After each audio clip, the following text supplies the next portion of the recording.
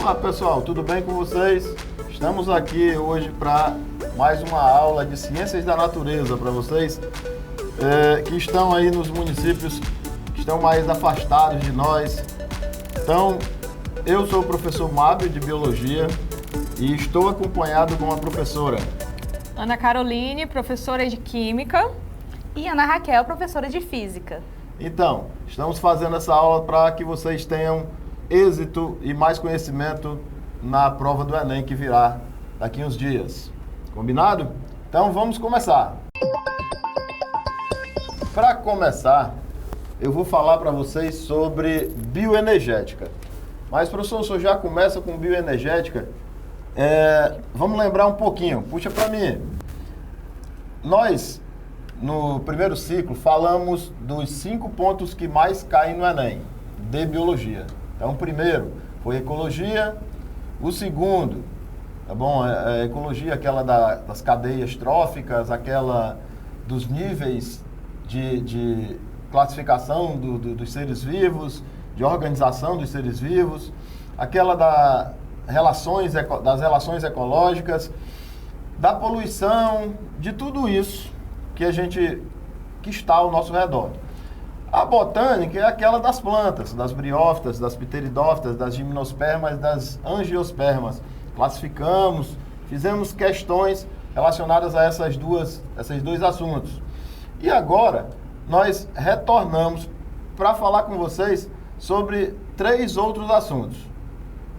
Em biologia, o terceiro assunto que mais é cobrado no Enem é bioenergética. Bioenergética fala de quê? Puxa lá. Bioenergética. No Enem vai aparecer mais ou menos assim para vocês. Lembrem que vocês têm aí aquele livro que receberam do governo do estado, onde tem 10 livros e 2 deles são de Ciências da Natureza. São livros chamados A Prova Enem 1 e o 2. E outros 2 que a gente usa são Resolve Enem 1 e Resolve Enem 2, que são aqueles 2 verdes. Mas eu tirei essa questão lá do A Prova Enem 1, lá no Metabolismo Celular, página 30, questão 3. Bioenergética. Olha só, ele dá para nós uma imagem. Nessa imagem, vocês vão perceber comigo que tem um sol. Esse sol está fornecendo energia para a planta. E aí eu já vou colocar, planta é o produtor. Ok? Produtor. Vocês estão entendendo aqui que tem um P. Depois, essa planta vai servir de alimento para o gafanhoto, que é o consumidor primário. O gafanhoto servirá de alimento para o camundongo, que é um consumidor secundário. O camundongo servirá de alimento para a cobra, que é um consumidor terciário. E a cobra servirá de alimento para essa ave de rapina, que é o consumidor quaternário. Mas, professor, o senhor não disse que ia falar sobre bioenergética? Bom, bioenergética tem relação com a fotossíntese, com a respiração, com o metabolismo. Mas nós não podemos esquecer que toda a energia que esses organismos que estão representados aqui e que todos os organismos vivos precisam vem da energia da luz, tá? Essa energia da luz vai, em primeiro momento, fornecer energia suficiente para que sejam formados os compostos orgânicos. Então, a questão fala assim, para que um fluxo de energia e matéria no ecossistema, como esquematizado ao lado, ocorra, é primordial que a planta realize o quê? Bom, as plantas, elas fazem o quê? Elas fazem tanto a fotossíntese, quanto fazem a respiração. Como é que é a fotossíntese? A fotossíntese é quando uma planta, ela retira o dióxido de carbono do ar, retira a água do solo e, na reação, utilizando a energia do sol, vai ser formado matéria orgânica, que nós conhecemos por glicose, e vai ser formado oxigênio, que vai ser liberado para que seja utilizado na respiração celular aeróbica. Então, reparem que a seta aqui, ela vai. Essa seta está representando a fotossíntese. Mas embaixo tem uma outra seta, no sentido contrário. E essa outra seta, ela fala da respiração celular. Então, fotossíntese e respiração celular são dois processos idênticos, porém contrários. O produto da fotossíntese é reagente na respiração. Mesma coisa acontece, produto da respiração é reagente na fotossíntese. Ok? Então, oxigênio aqui absorvido do ar, mais a matéria orgânica que foi consumida, vai ser transformada em dióxido de carbono e água. Aonde? Na respiração celular. Ok, pessoal? Essas são duas formas de nós abrangermos a parte de bioenergética. Isso é o que é mais cobrado no Enem. Para ficar mais informado ainda para vocês, a fotossíntese ela é realizada no cloroplasto, que só as plantas têm, as plantas e as algas, e as mitocôndrias, elas realizam a respiração celular. E aí todos os seres vivos eucariontes possuem. Ok? Voltemos para a questão.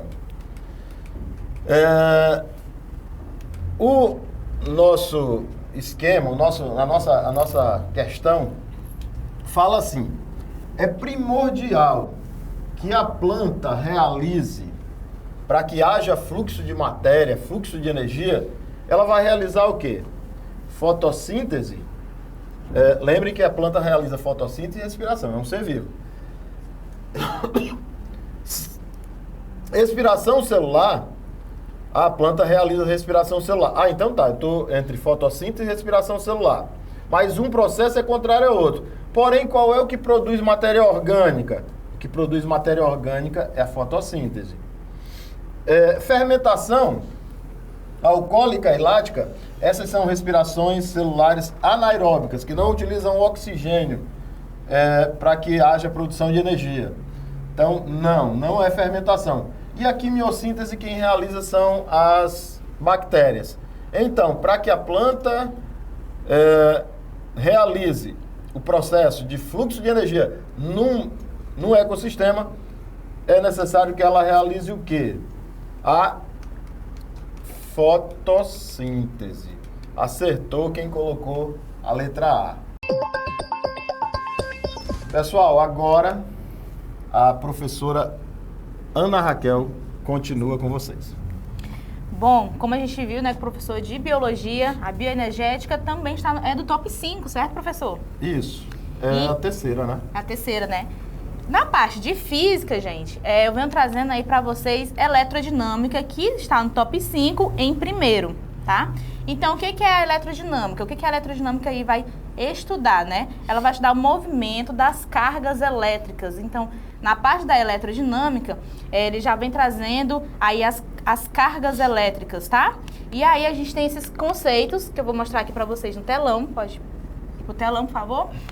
Que ele fala o seguinte, né, que estuda o comportamento das cargas elétricas em movimento e aí a gente vai trazendo o quê? Que é por meio dela que é possível saber por que ao conectar a TV à tomada ela liga, ou porque as lâmpadas do pisca-pisca queimam, quando a gente já percebeu, né, que às vezes queima aí não liga mais nenhum, né? Por que isso acontece? São consequências, a consequência dela acender ou não, né? E aí, eu trouxe uns exemplos para vocês na tela, que é a nossa forma como a gente monta, né? A gente não liga, vamos carregar o celular, nós colocamos na tomada, vai ligar a televisão, coloca na tomada. Eu trouxe aqui essa extensão também com várias tomadas. Então, o que eu estou mostrando para vocês? Na parte de eletrodinâmica, a gente vai estar trazendo aí, então, o circuito elétrico, tá? A gente vai estar trazendo aí essas cargas e movimento, colocando esses equipamentos em funcionamento. Até mesmo esse microfone que eu estou falando com vocês, também tem um circuito elétrico. Então, para começar a falar de eletrodinâmica, eu tenho que entender de cargas elétricas que está se movimentando em algum canto. Aonde é que ele está se movimentando? Então, vamos para cá para o próximo slide.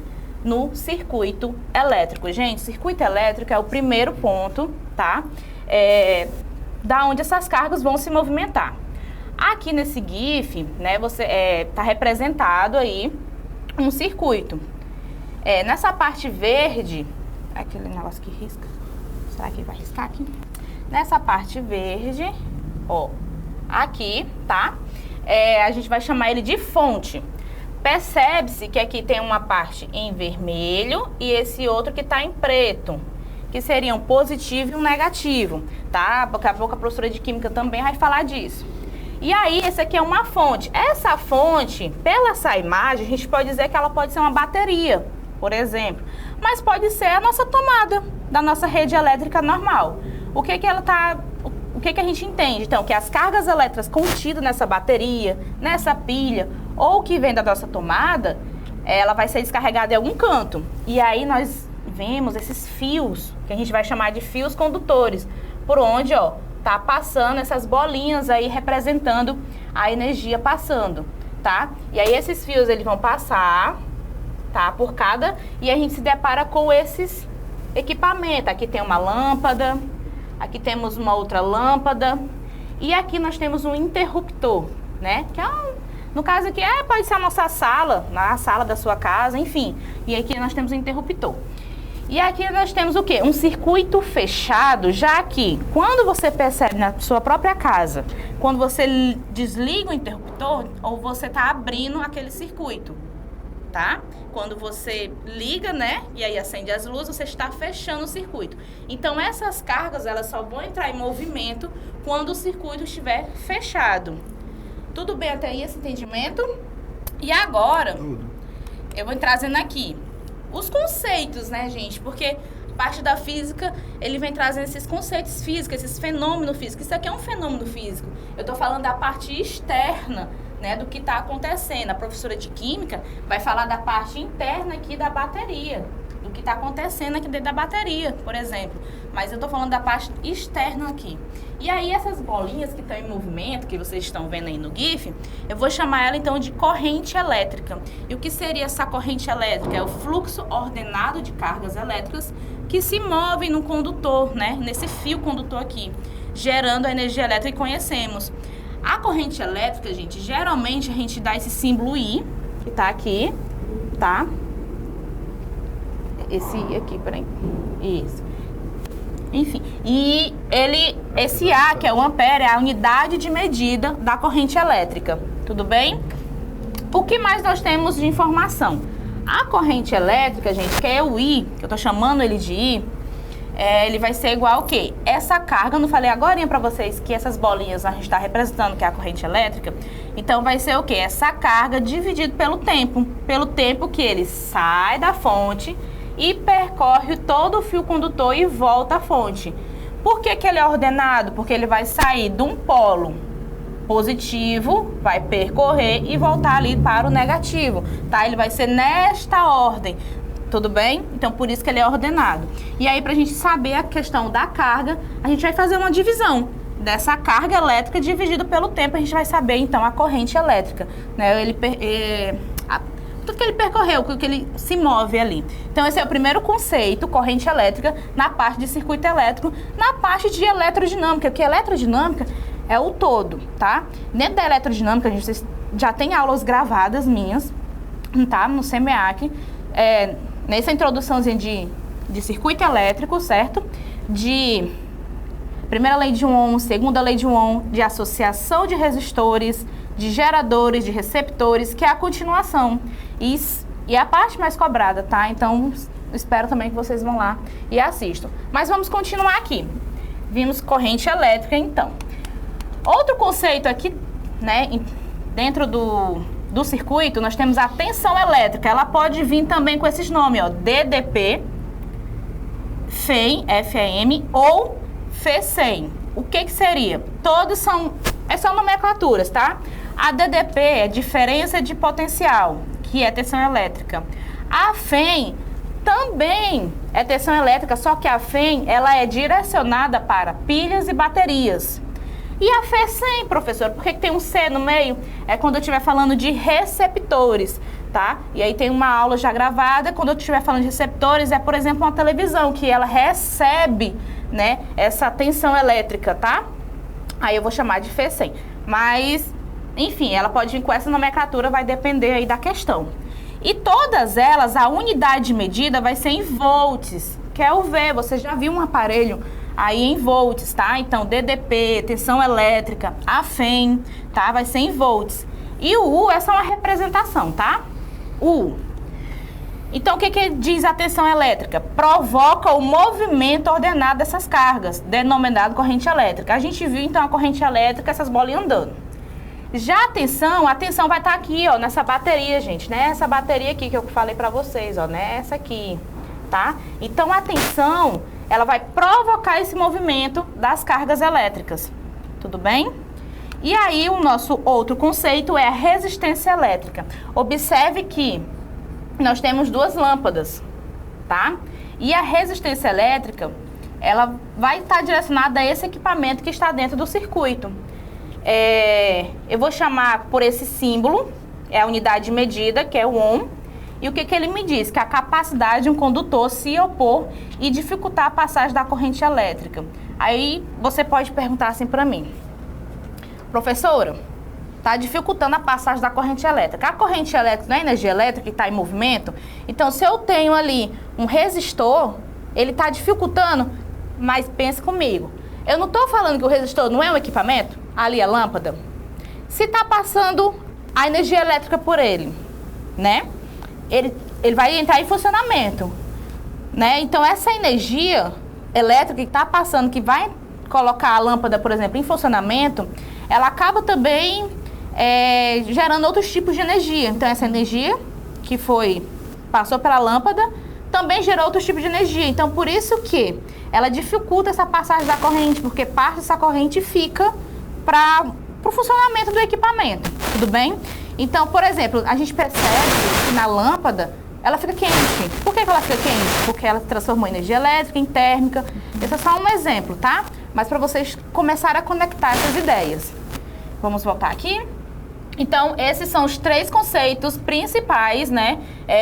Assim, iniciais também da parte de eletroddinâmica dentro do circuito elétrico, colocando aí as coisas em funcionamento. E aí, gente, eu falei agora para vocês da tensão e da resistência. A tensão e a resistência, elas estão ligadas diretamente com esse macete que eu vou dizer aqui para vocês, que é a primeira lei de Ohm.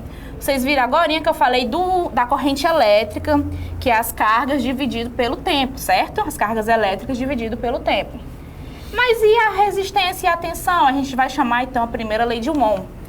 E aqui, gente, ó, eu venho trazendo para vocês esse esquema, porque na prova do Enem, eles podem vir tanto nessa imagem, a 1, tanto nessa segunda, que é a 2, tá? Tanto assim como assim.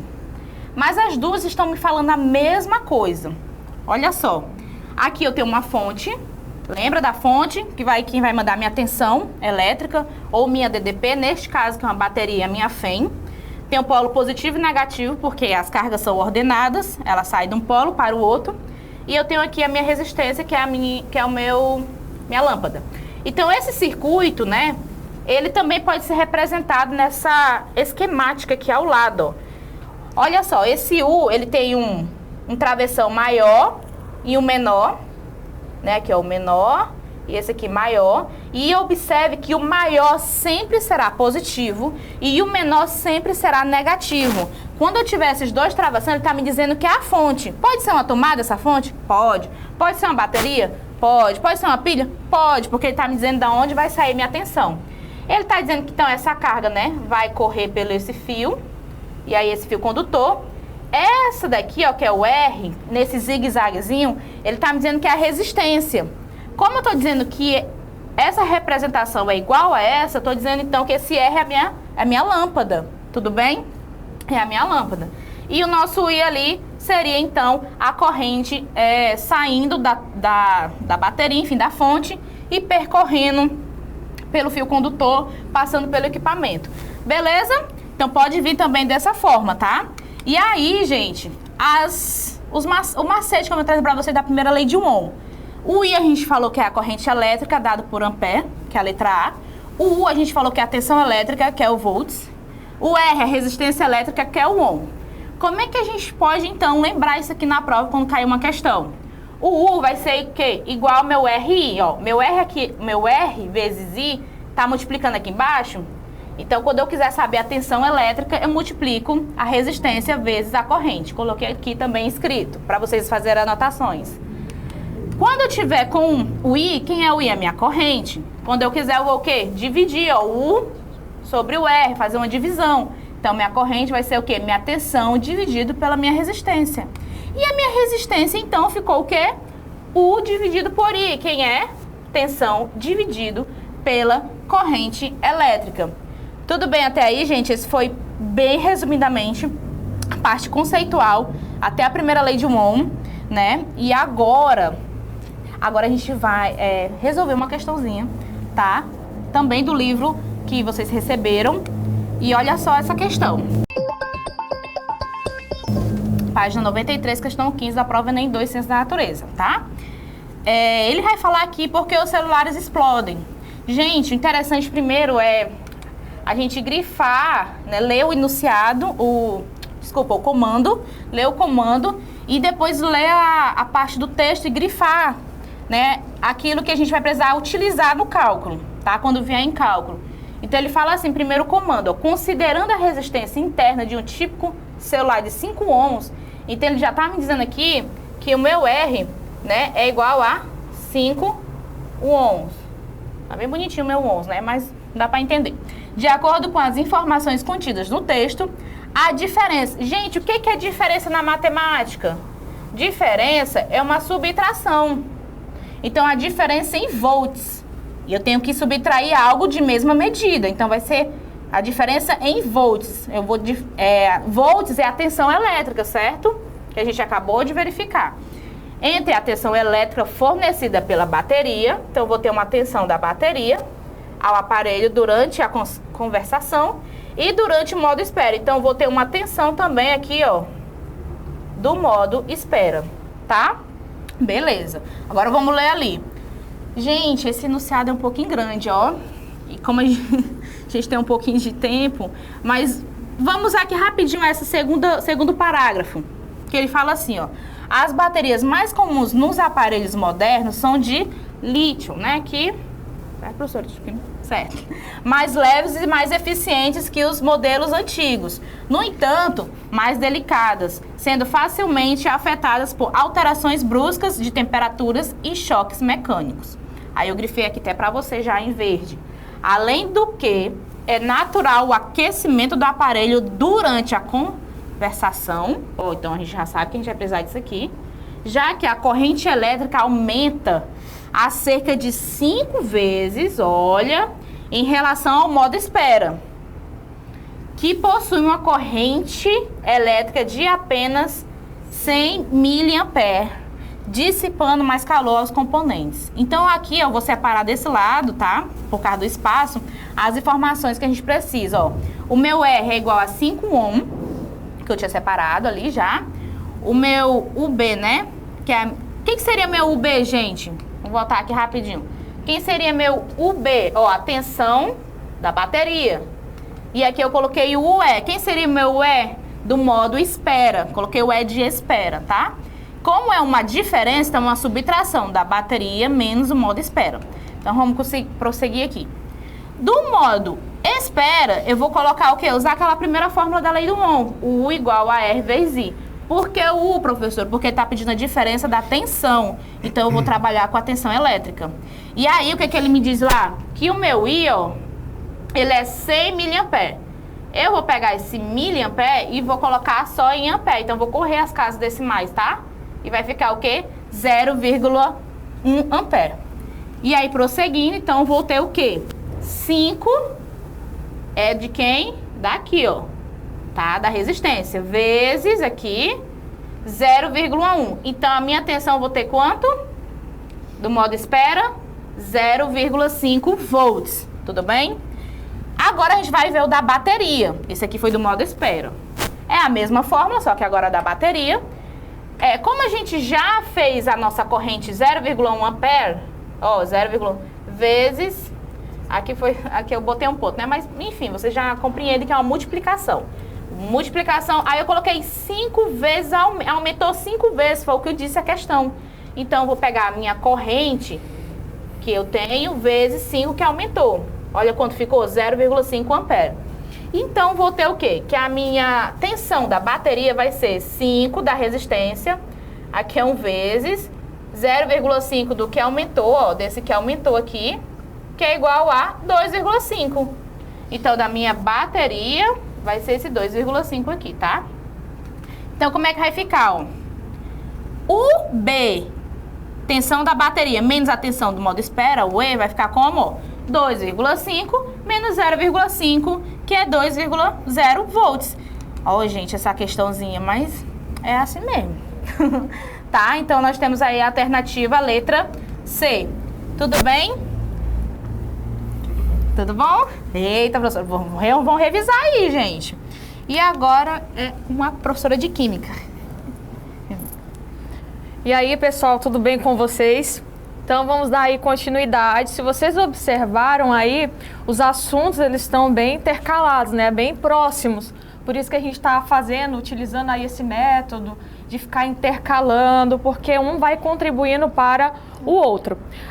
O assunto que eu escolhi para a nossa aula de hoje é a parte de eletroquímica, que tem tudo a ver, assim como a professora Ana Raquel já falou, tem tudo a ver aí com o lado da física. Qual vai ser a única diferença, né? Como ela até já citou e eu vou aí relembrar vocês. A química vai ver de um ponto mais interno, enquanto aí a física, ela vai ter uma visão mais externa. Primeiramente, a gente precisa relembrar aí qual é o conceito de eletroquímica, o que a gente trabalha em eletroquímica. Eletroquímica é a parte da química que estuda a transferência de elétrons. Precisamos aí focar em duas palavras super importantes. Relembrar o que são elétrons, que são as partículas, né, negativas do átomo, e também aí analisar o termo transferência. Toda vez que eu utilizo esse termo transferência, eu estou aí querendo dizer que algo vai doar enquanto algo vai receber, tá? E nas reações, onde acontece aí as reações consideradas redox, redução, sempre vai ter esses dois lados, tá? Alguém que doa e alguém que receba. E é esse o meu ponto principal que eu quero que vocês analisem e aprendam nessa aula, tá? E essa transferência de elétrons vai trazer algo, né? Vai trazer o quê? Gerar energia, que está presente no nosso cotidiano aí de diversas formas. Eu tenho certeza que você, aluna aí, tem um celular, né? Utiliza o celular. O celular possui bateria, que vai realmente, essa bateria ela vai funcionar de acordo com essa transferência de elétrons. Uma calculadora, o microfone, você que na sua casa lá tem aqueles relógios de parede, que quase não é mais utilizado, né? Mas nós sabemos que muitas casas ainda têm, que utilizam-se ali pilhas, controles remotos. Então, todos esses objetos que eu citei aí e vários outros, bem mais, né? Vai funcionar de acordo com essa transferência. Então, vamos analisar aqui rapidamente. Como eu falei, a reação para que aconteça essa transferência, alguém precisa perder e alguém precisa ganhar. O Enem, para não facilitar tanto nas questões, ele vai utilizar dois termos distintos para essa perda e para esse ganho, tá? Toda vez que a reação estiver perdendo elétrons, nós vamos chamar esse termo de oxidação. Eu acredito que em algum momento você já escutou esse termo, oxidação, muito bem, né? Aí eu vou dar alguns exemplos do nosso cotidiano para você e vai ficar bem mais claro. Então, a oxidação é o processo de perda de elétrons, enquanto a redução é o processo que ganha elétrons. Aí você, aluno, né, assistindo essa aula, poderia perguntar assim: professora, como assim a palavra redução? Quando eu escuto essa palavra redução, reduzir algo, eu entendo que vai existir aí uma perca. realmente vai existir uma perca, mas não é relacionado a elétrons. Essa perca vai estar sendo relacionada à carga, tá? Desse átomo, na verdade, tá? Desse íon, o termo mais correto de ser utilizado. Então, você tem essas duas formas de analisar, ou de acordo com a reação, ou de acordo com a carga, que nós chamamos de NOx. Aí sim, se esse NOx tiver uma perca, a palavra redução vai cair super bem com o termo utilizado. Analisando novamente aqui a nossa tabelinha, nós vemos que o processo de oxidação, ele também pode ser chamado de agente redutor. Como assim agente redutor? Por que ele não pode ser chamado de agente oxidante? Porque, vamos aqui analisar, tá? Se ele é um agente redutor, quer dizer que ele provoca a redução de alguém. E quem sofre a redução é chamado de agente oxidante, porque ele provoca o oposto. Vocês lembram lá do início, quando eu falei que em toda reação precisa ter o oxidante e também quem reduz, e nunca somente um dos dois termos. Aí bem no cantinho aqui da tela, eu coloquei um esqueminha que representa a pilha de Daniel, uma das pilhas bem conhecidas que, através desse experimento, utiliza-se até os conceitos de pilhas atuais. Se você analisar aqui, nesse experimento de Daniel, ele utilizou 2 recipientes e nesses 2 recipientes ele colocou soluções diferentes. Em um primeiro ladinho aqui, ó, no primeiro recipiente, ele colocou uma solução que nós vamos chamar de sulfato de cobre 2, enquanto no outro recipiente, uma solução de sulfato de zinco. Em cada solução, ele colocou metais diferentes. Esses metais nós vamos chamar de eletrólito, tá? Então, na solução de sulfato de cobre, ele colocou o metal cobre, enquanto na solução de sulfato de zinco, ele colocou o metal zinco. Como a pilha ela é considerada espontânea, bastou apenas que ele esperasse um determinado tempo e ele pôde observar que algo aconteceu nesses metais que estavam imersos nessas soluções. E é isso que a gente vai observar agora na imagem, tá? O cobre, se você analisar a parte do cobre que estava imerso no líquido, houve como se fosse uma expansão, ou seja, ali ele ganhou elétrons. Enquanto o zinco, houve ali um desgaste, uma perca. Podemos também considerar aí essa situação de corrosão. Se houve aí a corrosão, houve a perda, nós vamos chamar que o lado onde está ali o zinco sofreu oxidação, enquanto o lado do cobre, que houve a expansão do metal, nós vamos dizer que sofreu o processo de redução. Espero que você tenha compreendido isso, tá? Aí eu coloquei aqui também para vocês a reação onde vai acontecer isso que eu acabei de explicar, tá? O zinco, ó, ele era 0, se você quiser analisar de uma outra maneira, ó, ele era 0 e ele passou a ser mais 2. Isso quer dizer que o NOx, olha, eu já não estou mais analisando aqui o esqueminha da pilha relacionado a quem corroeu, a quem expandiu, tá? Eu estou analisando agora em relação ao NOx. O zinco era 0, ele passou a mais 2. De 0 para mais 2, na escalinha matemática lá, nós dizemos que houve ali um aumento de NOx. Então, o zinco, ele sofreu oxidação. Já o cobre aqui no lado dos reagentes, ele tinha a carguinha mais 2. Lá nos produtos, ele passou a ter carga 0. Mais uma vez, analisando lá a escalinha matemática, se ele era mais 2 e foi para 0, quer dizer que houve aí uma queda, né? Uma diminuição. Então, analisando lá a nossa tabelinha de oxidação e redução, o cobre, ele sofreu o quê? O processo de redução. Por quê? Porque nunca vai acontecer duas reduções ou duas oxidações. Sempre vai ser uma oxidação e uma redução.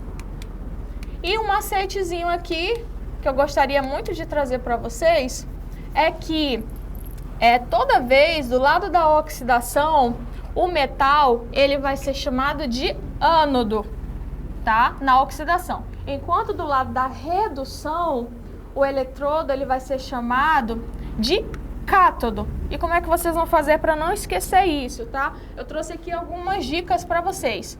O primeiro macete que eu trago bem simples é a parte de vogal, vogal, consoante com consoante. Lembrando aqui, ó, que vogal, vogal, A e o O, porque no ânodo acontece o que? A oxidação.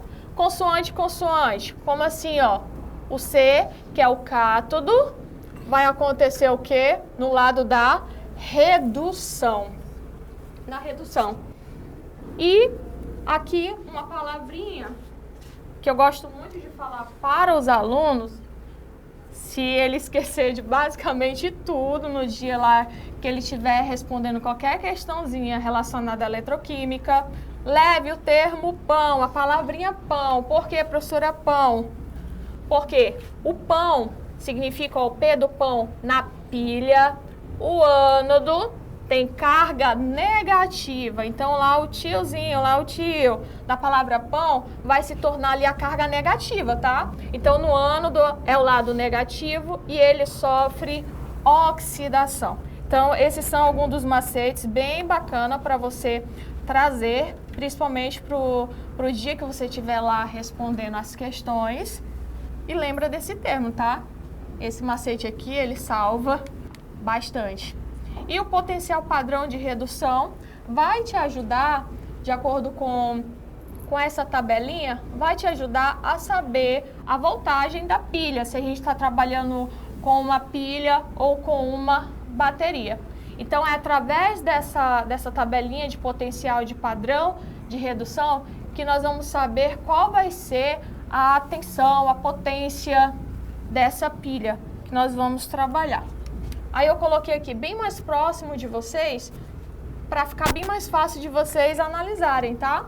Nessa primeira semi-reação de redução, nós vemos aqui que nós vamos trabalhar com o cálcio, e ele tem uma voltagem de menos 2,87.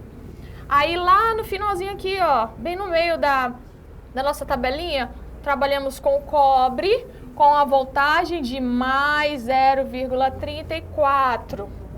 Aí eu pergunto para vocês, dessa tabelinha aí, qual seria a maior voltagem de todas essas reações? Se você analisar a tabela, a maior voltagem é mais 0,77. Se mais 0,77 é a maior voltagem desse esquema, nós vamos dizer que ele está sofrendo redução. Por que redução, professor? Porque redução é quem ganha, e quem ganha sempre vai ter a voltagem maior. Diferente agora, que o menor número é menos 2,87. Se eu já achei quem sofreu a redução, o menor número vai sofrer o que? A oxidação. Viu como é fácil analisar também de acordo com a tabela? Maior número, redução, menor número, oxidação. Então vamos aqui responder uma questãozinha do Enem 2018, prova amarela, a questão 125. Aí eu vou ler rapidamente aqui com vocês, nós vamos ver o que a questão está pedindo, tá? Em 1938, aí o arqueólogo alemão, não vou citar o nome dele para não correr o risco de maneira alguma de errar, tá? Diretor do Museu Nacional do Iraque encontrou um objeto estranho na coleção da instituição, que poderia ter sido usado como uma pilha, similar às utilizadas em nossos dias. A suposta pilha, datada de cerca de 200 anos antes de Cristo, é constituída de um pequeno vaso de barro de argila, no qual foram instalados um tubo de cobre, uma barra de ferro e uma tampa de betume, conforme ilustrado. Então, está de acordo com a imagem aí. Considere os potenciais padrão de redução. O que é o potencial padrão de redução? Nada mais é do que aquela tabelinha que a gente analisou agora, tá? Acabamos de analisar a tabelinha. E eu disse para vocês que quanto maior o potencial, maior a chance, né, a capacidade dele sofrer redução. Quanto menor o potencial, ele relacionado a um valor maior, ele vai sofrer oxidação. Então, ele vai te dar aqui na questão 3 potenciais e vamos analisar cada um deles agora, tá? O ferro aqui, ó, ele tem um potencial de menos 0,44 volts. O hidrogênio, 0 volts. Enquanto o cobre aqui, nós vamos trabalhar com mais 0,34 volts. O comando da questão, nessa suposta pilha, qual dos componentes atuaria como cátodo? Então, eu já tenho os valores ali dos potencial padrão de redução, que são 3. A questão quer saber quem atuaria como cátodo. Aí é só a gente voltar lá naquele nosso macete, né? Vou colocar aqui o terminho, ó, que eu disse para vocês que seria o mais fácil. Pão. Na pilha, o ânodo tem carga negativa e ele oxida. A questão tá pedindo o ânodo? Não, ele tá pedindo o oposto, que é o cátodo. Se o ânodo tem carga negativa e ele oxida, o que sobrou? Já sei que o cátodo tem carga positiva e ele reduz. Porque, ó, consoante com consoante, tá? Cátodo começa com a consoante, redução também. Se o cátodo é redução, nós já sabemos que a redução ganha. Então, para ele ganhar, ele tem que ter um maior potencial. Então, analisando os 3 potenciais aqui listados na questão, nós vemos que o maior deles é 0,34 volts do cobre. E analisando todas as alternativas, vemos que o único que vai tratar sobre cobre é o tubo de cobre. Alternativa D. Facinho, pessoal? Espero que vocês tenham entendido. Muito bom, muito bom. Eu gostei foi do pão. Do pão? Gostou? Foi. Deu fome, né? E na parte de física, eu gostei do circuito. Eu tava me lembrando aqui que eu fiz esses dias, parece uma live, né, isso aqui? Eu fiz uma miniatura de um circuito, mais o meu filho, colocando a energia eólica, baseado naquela nossa live, né? E aí, se a pilhinha lá, quer dizer, se a lâmpada não tivesse, se tivesse um fio que tivesse solto ali, as outras todas não acendiam. É o circuito que tinha que estar perfeito, né, professora? Perfeito, mas vamos continuar com a nossa aula de hoje. Então, agora eu vou falar um pouquinho para vocês sobre fisiologia. Primeiro lembra, hein? Que mais cai não é nem biologia. Primeiro ecologia, depois botânica, depois bioenergética. E o quarto assunto mais cobrado é fisiologia animal. É como funciona o nosso sistema, como funciona o nosso organismo. Nosso organismo, porque nós somos formados por vários sistemas. Quais são os sistemas? Sistema digestório, sistema cardiovascular, sistema endócrino, sistema tegumentar, sistema reprodutor, sistema nervoso, enfim. São vários sistemas que interagem juntos, isso é redundante, que interagem garantindo o nosso pleno funcionamento, ok? Então, fisiologia é funcionamento, é como está funcionando. Só que a fisiologia animal, ela sempre vem junto com a anatomia animal. Então, a gente precisa entender a anatomia dos nossos órgãos para entender como funcionam esses órgãos também. Então, isso está sempre um ladinho do outro, ok? Então, a questão que eu trouxe para vocês agora é lá do Resolve Enem 1, livrinho verde, tá? E diz assim, ó. Artérias são vasos sanguíneos que transportam o sangue do coração para os tecidos. Esse é o conceito que a gente deve ficar para nós, tá? Transporta sangue do coração para os tecidos, as artérias. As veias, elas fazem o contrário. Elas trazem o sangue do corpo para o coração, ok? E aí ele fala, admita, no entanto, que as artérias fossem definidas como vasos que transportam sangue oxigenado, ou então sangue arterial, e que as veias que transportassem sangue desoxigenado, ou sangue venoso. Então a gente tem, antigamente, ou até hoje, a gente tem que sempre estar passando sangue cheio de oxigênio nas artérias e sempre estar passando sangue com pouco oxigênio nas veias. Então eu vou passar um pouquinho adiante e falar um pouquinho para vocês sobre o nosso sistema cardiovascular. O sistema cardiovascular, ele é formado pelos nossos vasos sanguíneos, então está aqui as artérias, está aqui as veias e aqui os capilares. Nosso sistema cardiovascular também tem o nosso coração. Nosso coração aqui pressiona, que dá pressão para que esse sangue ele percorra os nossos vasos. Aí está aqui o nosso sangue, que é formado por plaquetas, que são pedaços de células grandes chamadas megacariócitos, glóbulos brancos, que são células de defesa, e glóbulos vermelhos, que são os que transportam o oxigênio pelo nosso corpo. Não esquecendo que nosso sangue tem, em sua maior parte, a parte líquida, que é o plasma sanguíneo. Legal. Mas o que a questão quer mesmo é falar sobre o coração. O coração tem tem várias, mas tem as veias cavas, inferior e superior. Aqui a superior, aqui embaixo a inferior. Essas veias trazem o sangue para o coração. Aí tem o átrio direito, que recebe o sangue venoso e manda o sangue venoso para o ventrículo direito. O sangue, então, venoso está passando por dentro do coração. Esse sangue venoso, ele tem que ser renovado, ele tem que se encher de oxigênio. Então, ele parte do coração via artérias pulmonares. Então, vai lá para os pulmões esse nosso sangue venoso. Mas olha só, nesse caso aqui, a artéria que antes a gente tinha que só transportava sangue arterial, ela está transportando sangue venoso, ok? É a artéria pulmonar que está transportando sangue venoso.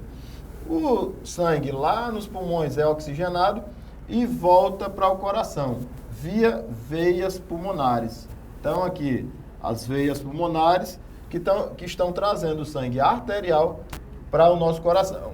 Átrio esquerdo recebe esse sangue arterial, passa para o ventrículo esquerdo e o ventrículo esquerdo manda via artéria aorta sangue para ser distribuído por todo o nosso corpo. De acordo? O que eu quero que vocês não esqueçam aqui, que a artéria pulmonar está transportando, nesse caso aqui, sangue venoso e as veias pulmonares estão transportando sangue arterial. Legal, vamos voltar para a questão. Lá na questão, o comando, então, diz assim, ó. Neste caso, a artéria e a veia, respectivamente, hein? Não esqueçam. Respectivamente quer dizer primeiro esse, depois aquele. Primeiro a artéria, depois a veia. Deveriam inverter suas denominações no ser humano, respectivamente. Que artéria, por estar transportando sangue venoso, é a artéria renal? Não, nem falamos da artéria renal. É a artéria aorta? Não, a artéria aorta está transportando sangue arterial. A artéria coronária? Não, a artéria coronária também transporta sangue arterial. É a artéria pulmonar? Opa, essa aqui nós falamos que poderia ser. É a artéria carótida? Também não. E a veia? Bom, nós só ficamos com uma questão correta, que é a artéria pulmonar e a veia pulmonar, letra D. De acordo? Tudo bem, pessoal? Entenderam? Então, vamos para a próxima de física. Professora Ana Raquel, de novo com vocês, para mais uma questão. Bom, no meu caso, ainda vou continuar com a parte de eletrodinâmica. Gente, eu percebi muitas questões caindo em relação à medição no circuito elétrico, tá? Então, vamos aqui para a tela. a ferramenta de medição. Vocês já ouviram falar do multímetro, do amperímetro, do voltímetro. No caso do multímetro, ele viria aqui junto desse aparelho o amperímetro e o voltímetro, né? E como eu falei para vocês agorinha sobre a corrente elétrica, que é dada por ampere, então o amperímetro vai o quê? Medir a corrente elétrica, certo? O amperímetro, já que eu tô falando de ampere. Aí ele fala aqui, ó, deve ser ligado em série com o elemento do circuito. Olha aqui o circuito ao lado que eu tenho, né? E aqui o amperímetro, ó, tá representado por essa figura aqui geométrica. E ele está o quê? Em série. O que é algo em série? Seria na sequência aqui, ó. Ó, o mesmo fio com o elemento. O elemento do circuito é o nosso R. Lembra que aqui vai ser um resistor? Que é esse zigue-zague? Que a gente já mostrei aqui nos slides anterior, que pode ser uma lâmpada. Então ele vai estar em série, né, nesse mesmo fio com o elemento, que no caso ali é a nossa resistência, tá? A forma correta de ligar. Gente, se você ligar de outra maneira, você pode queimar esse equipamento. Já aconteceu muito nos laboratórios, né? Com os meus alunos, né? Já testei. E aí eles ligaram errado e queimou, mas tudo bem, vamos comprar outro, né? É o jeito. Mas é assim, a forma correta. Então o Enem tem duas questões aqui, tem outras que ele vive cobrando isso. Você sabe medir, tá? Voltando pra cá. E o voltímetro, né? A gente falou do amperímetro, que é a corrente elétrica, e o voltímetro, volts, tá direcionado aí à tensão elétrica, né? A professora de química falou de potencial, que é a nossa DDP, diferença de potencial elétrico, que é o potencial elétrico também, pode ser a FEM, né? A força eletromotriz, enfim, que é a voltímetro, que é a unidade de medida dessa grandeza, tá? Mede a DDP, que é a tensão, e ela deve ser ligada em paralelo com o elemento do circuito. O elemento não é o R? E olha aqui, ó, ele tá paralelo com o zigue-zaguezinho aqui, que é o R, né? Poderia ser uma lâmpada, por exemplo. Então, ele tem que ser ligado em paralelo com esse elemento. Tudo bem até aí? Eu vou passar aqui rapidamente, tá? Duas questões do Enem que vem cobrando isso, ok? Então, vamos lá. Corrente em série com o elemento do circuito. O volts, né, que é a tensão elétrica, em paralelo com o elemento do circuito. Então, só de bater o olho, vamos resolver aqui essas questões.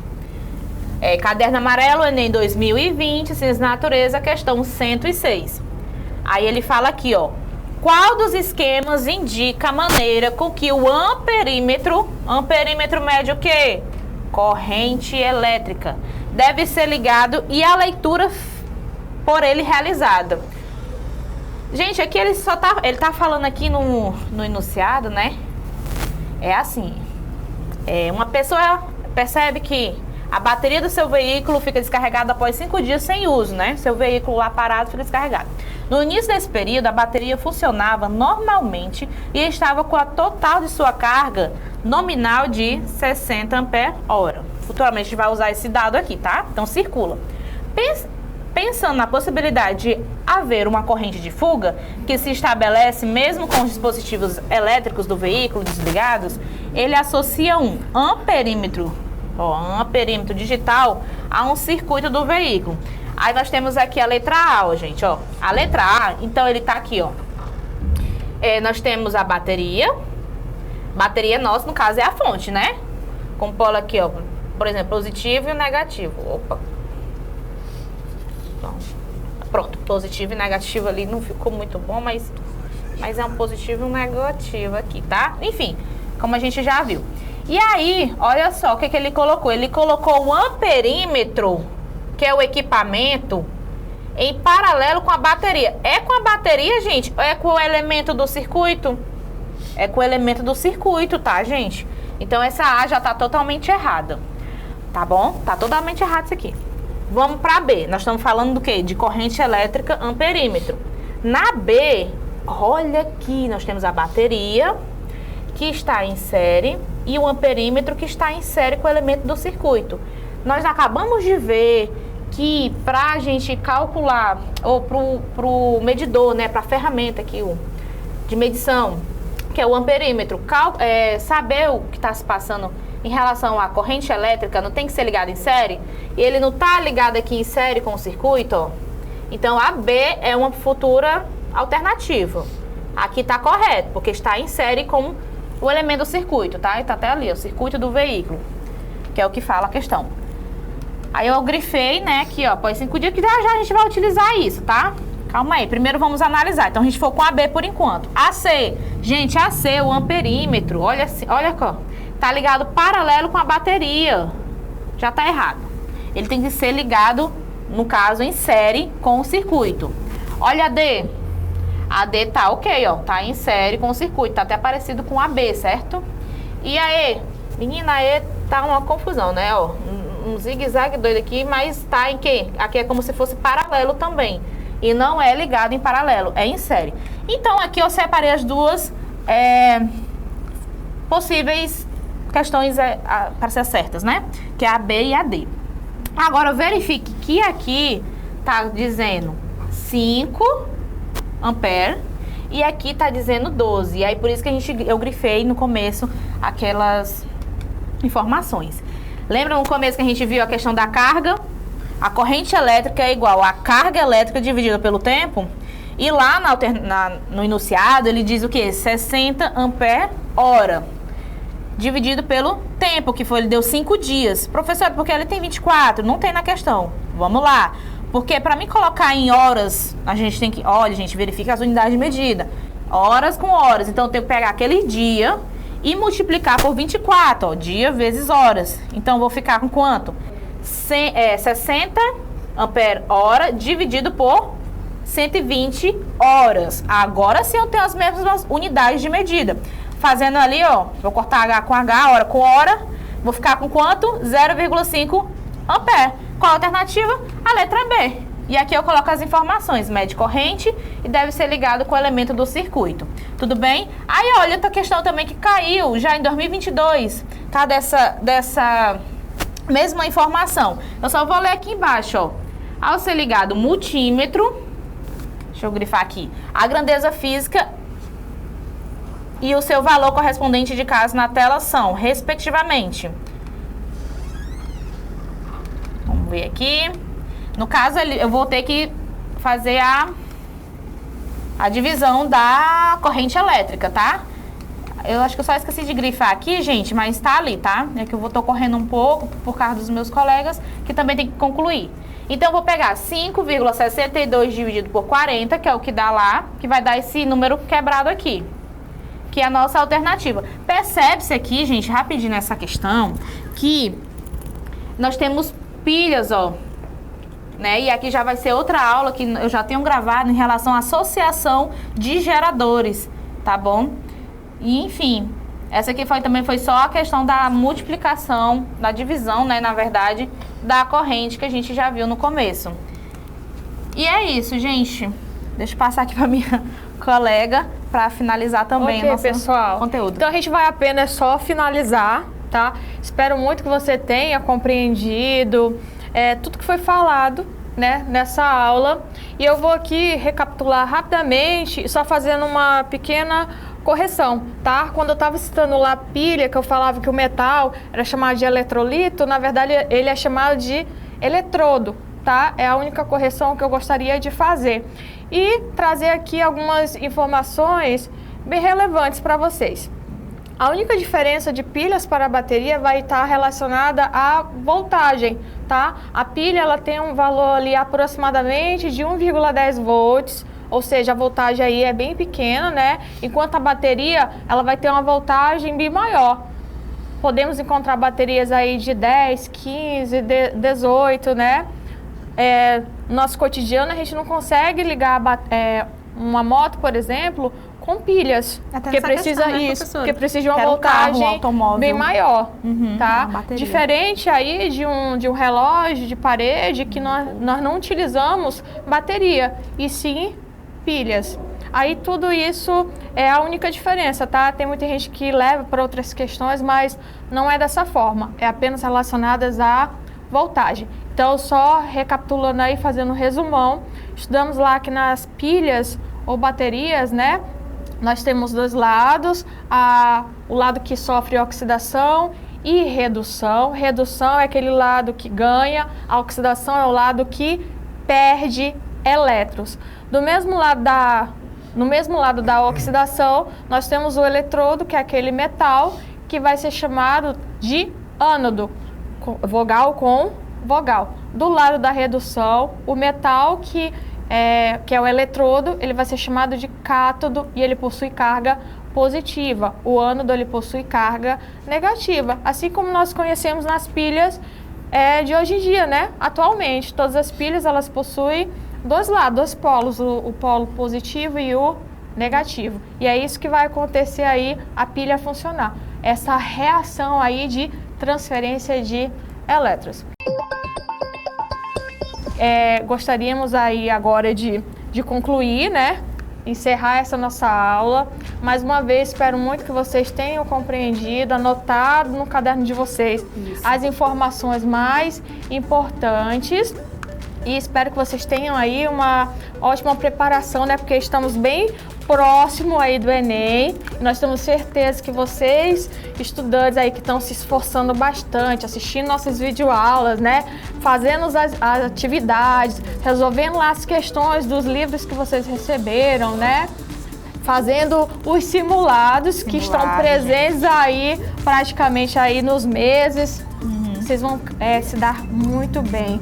Então, desde já agradecemos, muito obrigado e fiquem todos com Deus. Até a próxima, pessoal.